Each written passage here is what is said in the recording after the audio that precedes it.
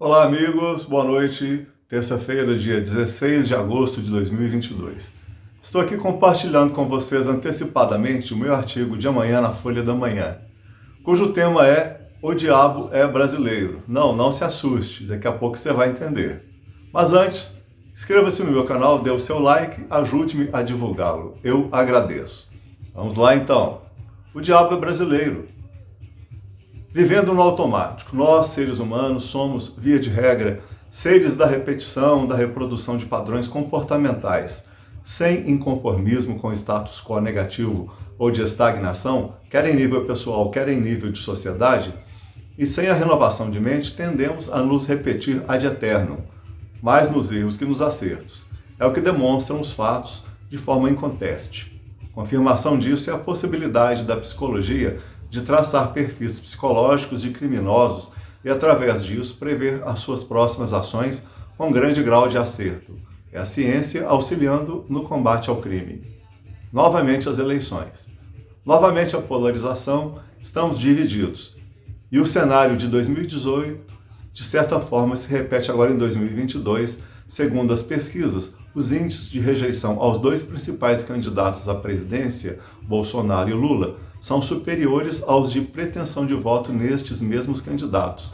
Se confirmado, até a data do primeiro turno das eleições, 2 de outubro, o favoritismo de ambos, já temos, pelo menos, o histórico de vida, comportamental e de governo de cada um destes candidatos para podermos analisar, comparar e decidir antes de digitar na urna eletrônica o nosso voto.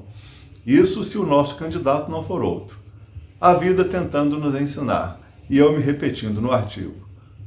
Jogo marcado, o adversário era o temido time da União Soviética, um monstro considerado imbatível e o favorito a vencer a Copa de 58 na Suécia.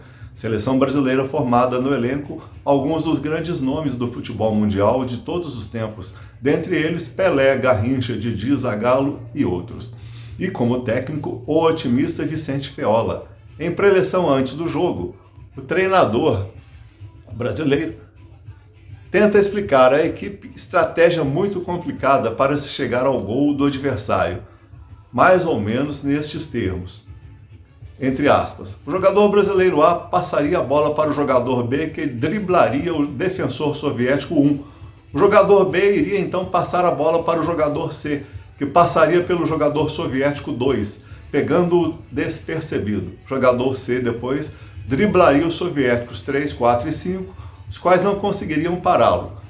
Ele finalmente cruzaria para o jogador D, que cabecearia ao gol entre os soviéticos 6 e 11.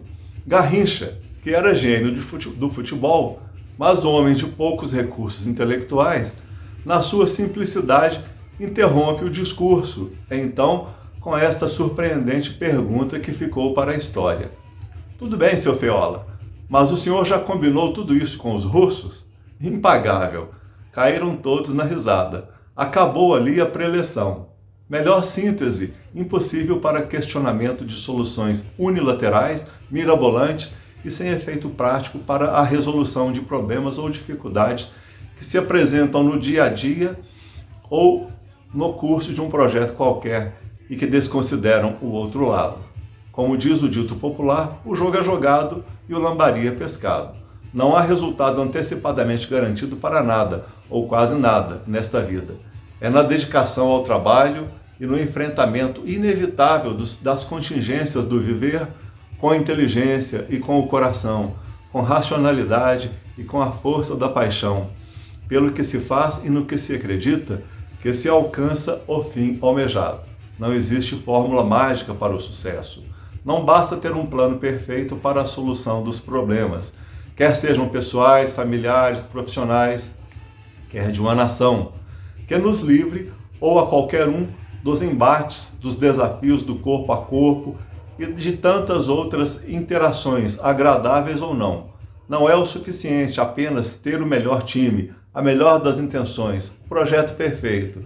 Tudo isso deverá ser colocado em campo e muitas vezes joga-se em campo do adversário.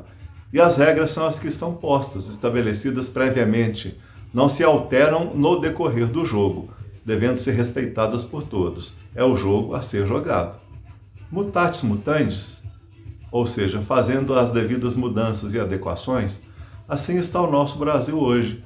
Grandes e sérios desafios a serem enfrentados e superados em todas as áreas, um deles a polarização. Se Deus é brasileiro, o diabo também o é, e de boas intenções, unicamente, a estrada do inferno está magnificamente pavimentada. Aumenta assim, nesta hora, a responsabilidade pessoal de cada brasileiro e, sobretudo, daqueles que nos dirigem nos 3 níveis de poder. Diante das crises instaladas, venha de onde vier, o apelo a soluções mirabolantes e ausente da vontade do povo e do contexto constitucional não nos trará respostas satisfatórias e duradouras, como nunca trouxe. Saúde e paz a todos. Ia me esquecendo. Sempre resta uma esperança, pois a seleção do Brasil venceu a temida equipe da União Soviética por 2-0 e sagrou-se campeã na Copa de 1958, fazendo simplesmente o que sabia fazer bem, jogando o seu melhor futebol. É isso aí. Um grande abraço a todos.